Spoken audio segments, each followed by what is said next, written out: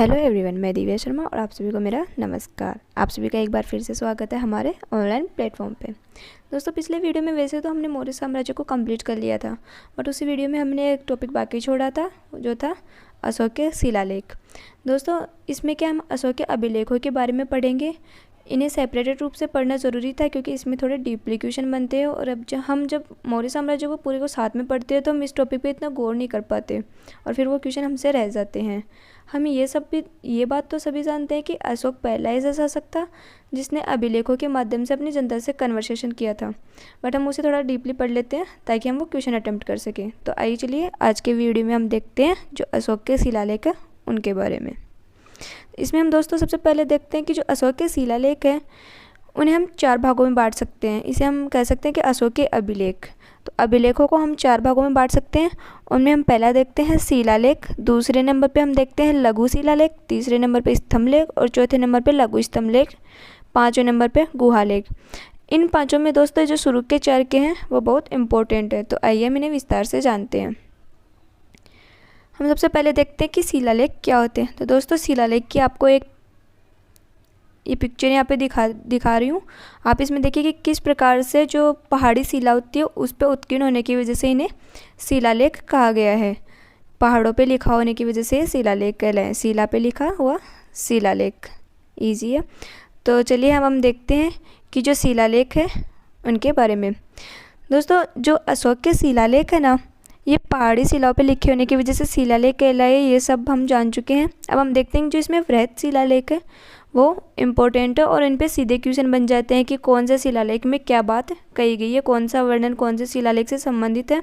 तो इसमें ये हम देखते हैं। दोस्तों, जो अशोक के वृहत शिलालेख है ना, वह 14 लेख मिले हैं विभिन्न, लेकिन ये 8 जगहों से मिले हैं। 8 जगहों से ये जैसे शाहबाज गढ़ी, मनसेरा, ऐसे ये ना ग्रुप में मिले हैं। तो ये टोटल तो 14 है पर जगह इनकी 8 ही स्थानों से मिले हैं। तो हम इसमें देखते हैं कि जो शाहबाज गढ़ी और मनसेरा ये 2 स्थान है, ये तो पाकिस्तान में वर्तमान में। उस समय मौर्य साम्राज्य के अंतर्गत थे। पश्चिम में अपना प्रभाव स्थापित करने के लिए और वहाँ की जनता से कन्वर्सेशन बनाए रखने के लिए वहाँ पे अशोक ने ये अभिलेख लगवाए थे। और ये जो इंडिया और पाकिस्तान, इसका विभाजन होने के बाद में वर्तमान के पाकिस्तान में स्थित है। जो 3rd नंबर का आता है वो काल से उत्तराखंड में आता है। 4th नंबर है गिरनार में। 5th और 6th नंबर है धौली और जोगड़ जो कि उड़ीसा राज्य में आता है। 7th है एराईगुड़ी और 8th नंबर का है सोपारा, महाराष्ट्र। इस प्रकार से ये 8 स्थानों से प्राप्त हुई है। चलो हम आगे देखते हैं कि विभिन्न लेख कौन कौन से हैं। तो इसमें हम देखते हैं कि जो पहला लेख है अशोक का, उसमें उसने कहा है कि जो पशु हत्या है उस पर प्रतिबंध लगाया जाता है। दोस्तों, यहाँ पर मैं आपको एक बात बता दूँ कि हम इन जब 14 वृहत अभिलेखों के बारे में पढ़ेंगे तो हमारे सामने एक वर्ड आएगा धम्म। तो ये धम्म वर्ड क्या है, पहले इसको जान लेते हैं। तो दोस्तों, जो अशोक है ना, उसने अपनी प्रजा के नैतिक उत्थान के लिए जिन आचारों की संहिता प्रस्तुत की थी उसे उसके अभिलेखों में धम्म कहा गया है। जो नैतिक उत्थान के लिए जो आचार संहिता प्रस्तुत की थी अशोक के द्वारा, अभिलेखों में उस आचार संहिता को दर्शाने के लिए धम्म वर्ड यूज़ किया है। और उसने अपने धम्म विजय की चर्चा वगैरह ये 13वें शिलालेख में की है, जिसकी हम आगे बात कर लेंगे। तो आइए अब हम इन पे बात करते हैं। तो जो अशोक का पहला शिलालेख है दोस्तों, इसमें वह पशु हत्या पर प्रतिबंध लगाता है। इसमें वह कहता है कि पशु हत्या है वह हमारे मानव जीवन के लिए पशुओं की हत्या नहीं करनी चाहिए मानव आवश्यकताओं की पूर्ति के लिए। इसकी आवश्यकताएं पूर्ति और भी वजहों से हो सकती है। किसी जीवित प्राणी को मारना अपनी आवश्यकताओं की पूर्ति के लिए, इस पर प्रतिबंध लगाया था अशोक ने। सेकंड जो अभिलेख मिलता है शिलालेख, उसमें उसने कहा था कि जो समाज कल्याण है, इसमें अशोक ने कहा था कि जो समाज कल्याण से संबंधित कार्य बताए थे और इसे धर्म में शामिल किया गया है।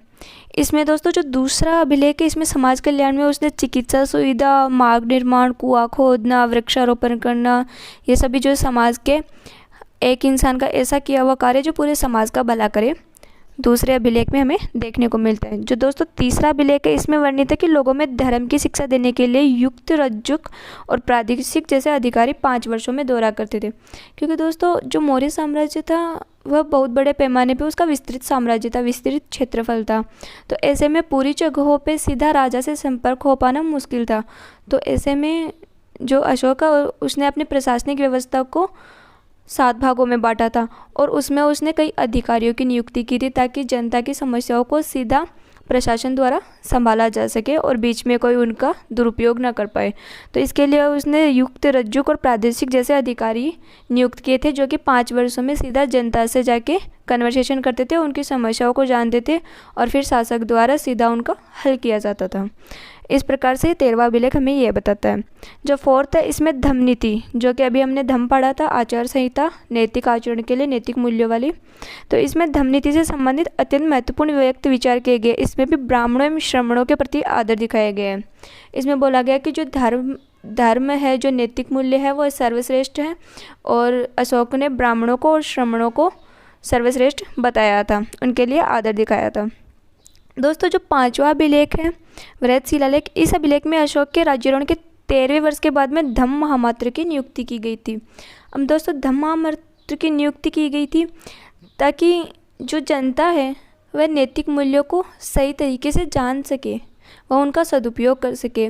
यह सब बताने के लिए एक ऐसे अधिकारी या ऐसे जो बोलते हैं कि एक ऐसा उत्तरदायी व्यक्ति जो कि उस उत्तरदायित्व को निभा सके, इसके लिए वहाँ पे महामात्र की नियुक्ति की गई थी। तो इस प्रकार से 5वें अभिलेख में हमें ये देखने को मिलता है। अब हम 6ठा अभिलेख देखते हैं। तो इसमें अशोक ने धम्म महामात्र के लिए आदेश जारी किया था। जो 6ठा अभिलेख है, इसमें धम्म महामात्र के लिए आदेश जारी किया गया था। वह राजा के पास किसी भी समय सूचना प्रेषित कर सकता है। इसमें ऐसा कोई रूल नहीं बनाया गया था कि भाई आपका फिक्स टाइम है, आप इसी टाइम पे खाली राजा से मिल सकते हैं। इसमें महामात्र के लिए इतनी छूट दी गई थी अशोक की तरफ से कि जनता की कोई भी परेशानी है, कोई भी राज्य पे परेशानी आ रही है, तो आप वक्त का तकाजा ना देखें, आप सीधा आके शासक से मिलें और समस्याओं को सुलझाएं। अब जो 7वां है, इसमें हम सभी जो संप्रदाय है उनकी सहिष्णुता की बात कही गई है। जो 7वां अभिलेख है, इसमें धम्म का जो स्पष्ट स्वरूप बताते हैं कि जो धम्म है उसका स्पष्ट स्वरूप क्या है कि संप्रदायों के लिए सहिष्णुता रखी जाए। ये अशोक की जो धम्म नीति थी, इसमें कहा गया था सहिष्णुता पे थी, नैतिक मूल्यों पे थी, आचार संहिता थी उनकी।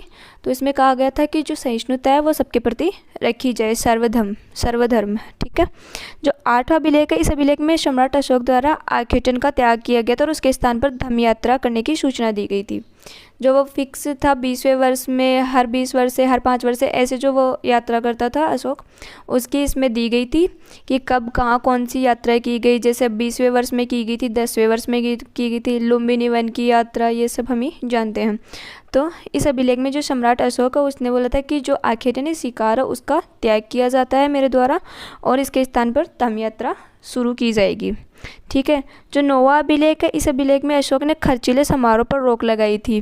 जो 9वां अभिलेख है, इसमें दोस्तों अशोक ने कहा था कि जैसे जन्म, विवाह आदि के अवसर पर जो आयोजित समारोह होते हैं उनकी निंदा की जाती है और उन समारोह पर रोक लगाने की बात करता है। उन्हें सामाजिक कुरीतियाँ उसी समय स्पष्ट कर दिया गया था कि जो ये सामाजिक कुरीतियों के नाम पे जो भार बढ़ता है आर्थिक, वह एक निंदनीय बात है और इसे रोका जाए।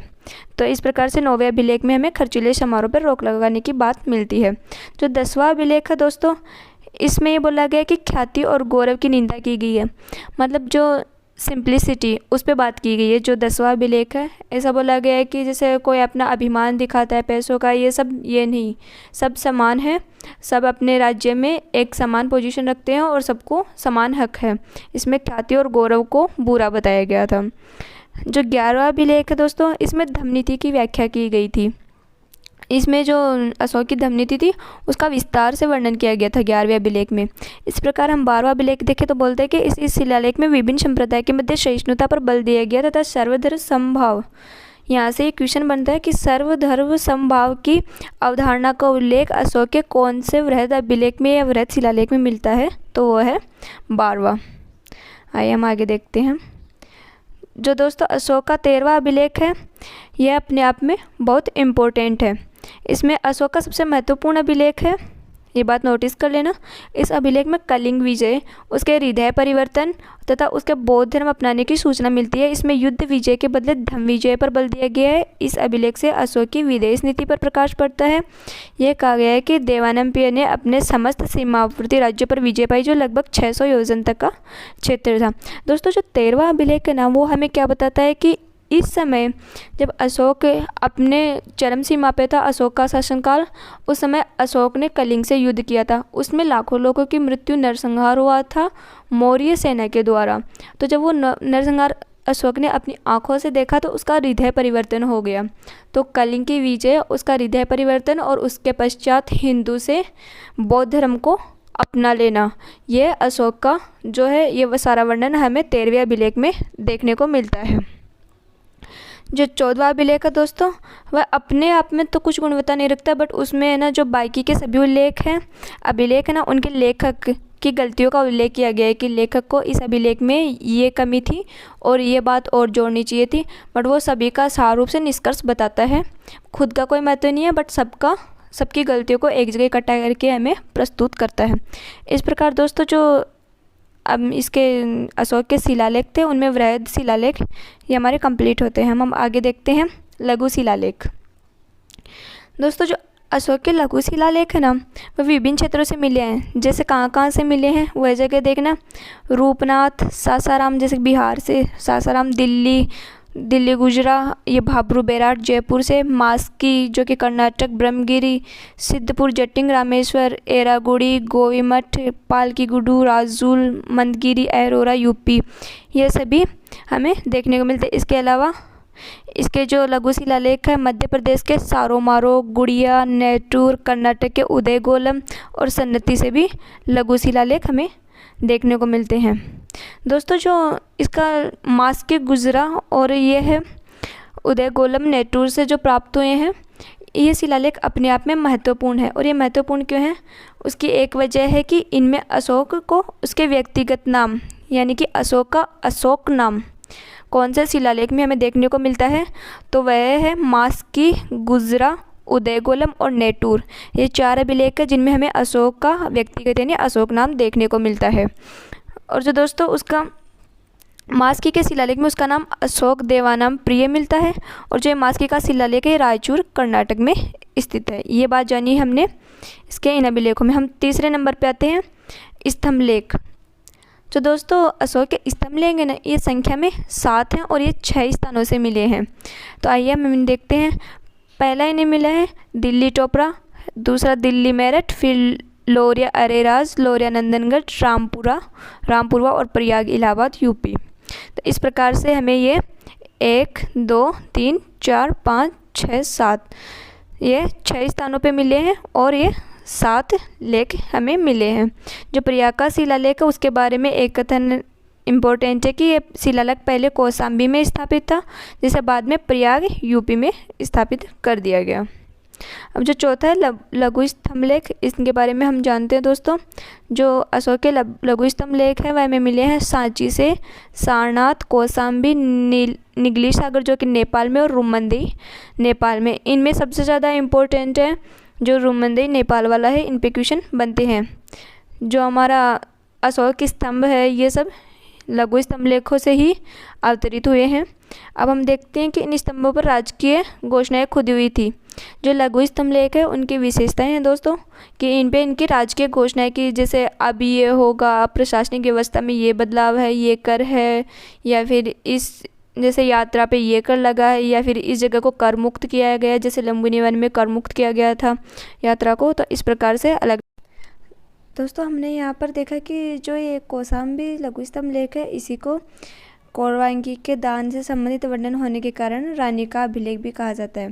दोस्तों इसी अभिलेख में जो अशोक है वह अपने महामात्र को आदेश देते हैं कि संघभेद को रोका जाए। जो उनके राज्य में संघभेद हो रहा है, भेदभाव हो रहा है किन्हीं राजनीति की वजहों से, उस भेदभाव को रोका जाए। और जो कौरवांगी के द्वारा दान दिए जाने का उल्लेख होने के कारण इसे रानी का अभिलेख भी कहते हैं। अब हम आगे देखते हैं कि जो रूमंदेई अभिलेख है वो अशोक के जो काल में कर रोपित किए गए थे, लोगों पे अलग अलग प्रकार के कर लिए गए थे या कर हटाए गए थे, उनसे संबंधित उस पर भी यह प्रकाश डालता है। जो रूमंदेई में देखने से क्या होता है कि अशोक ने जो बुद्ध के जीवन से संबंधित पवित्र स्थान है ना दोस्तों, उनकी यात्रा की थी। हम सभी ने देखा कि कलिंग युद्ध के बाद में अशोक का हृदय परिवर्तन हो गया था और उन्होंने बौद्ध धर्म को अपना लिया था, हिंदू धर्म को छोड़ दिया था। शिव की उपासना से छोड़ के वो बुद्ध की ओर बढ़ गए थे। तो उन्होंने जिन जिन स्थानों की यात्रा की है उनसे संबंधित हमें वर्णन इस अभिलेख में देखने को मिलता है। और जब इस अभिलेख को देखा गया और इसकी जांच पड़ताल की गई और जब इसके बारे में सारे तथ्य जाने गए तो पता चला कि ये अशोक के शासनकाल के जो राज्यकाल था उसके 20वें वर्ष में निर्मित है। अब हम इससे आगे देखते हैं मैप, जिसमें हम देख सकते हैं कि अशोक से संबंधित अभिलेख, लघु स्तंभलेख, शिलालेख ये सभी पूरे भारतवर्ष में कौन कौन से स्थान से प्राप्त हुए हैं। तो अब हम इसमें देखते हैं कि जो कालसी है, टोपरा, बैपुर, मेरठ है, निगाली सागर, रूमंदेई, रामपुरवा, लोरिया, नंदनगढ़, लोरिया राज, ये सब तराई क्षेत्र के आ गए। इधर पाटलिपुत्र, इनकी राजधानी सहसाराम बिहार में आ गया। सारनाथ, एरोरा, कौशाम्बी ये सब यूपी में आ गए। गुज्जर, भाबरू, बेराठे राजस्थान में आ गए। उज्जैनी मध्य प्रदेश में आ गया। अब जैसे गिरनार गुजरात, सांची मध्य प्रदेश। अब शिशुपालगढ़, जोगढ़ और कलिंगी ये सब उड़ीसा के तटवर्ती क्षेत्र आ गए।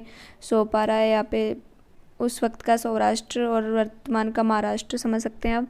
पहले सौराष्ट्र में महाराष्ट्र और गुजरात दोनों सम्मिलित थे, अभी अलग अलग हो गए।